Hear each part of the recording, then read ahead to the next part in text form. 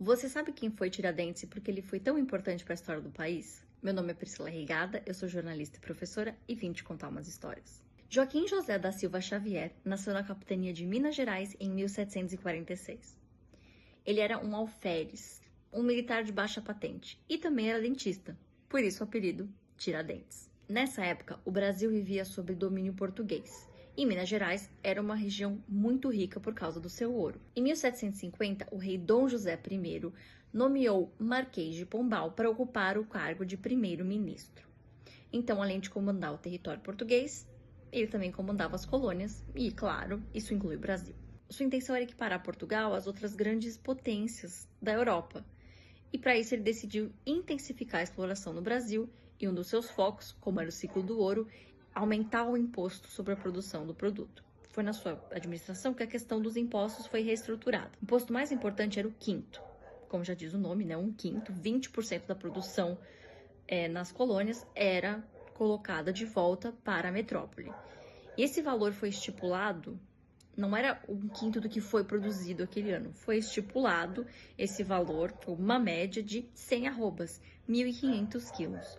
O problema é que o ouro, quanto mais você tira, menos você tem. Então, não é sempre que estavam conseguindo atingir esse número. E quando esse imposto não era pago, ou só era pago parcialmente, existia uma multa, que era a derrama. E Portugal chegou a confiscar bens e propriedades de brasileiros, uma forma de cobrar esses atrasados. Isso gerou revolta na população, e mais especificamente na elite, que de fato tem propriedades para serem retiradas, pela metrópole. Uma consequência dessa insatisfação foi a Inconfidência Mineira.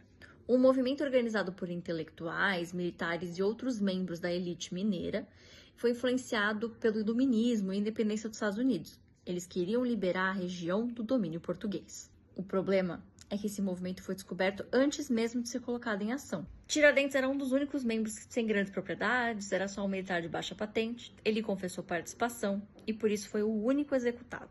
21 de abril de 1792, ele foi enforcado no Rio de Janeiro, depois teve o seu corpo esquartejado e exposto como uma forma de intimidar os possíveis rebeldes. Mas Tiradentes não se tornou um mártir de um dia para o outro. Foi só com o fim da monarquia e o início da república que ele virou um herói nacional. Um país não nasce, ele é desenhado e criado.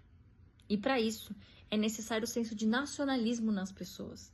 É importante ter uma boa história e para isso é importante ter bons heróis.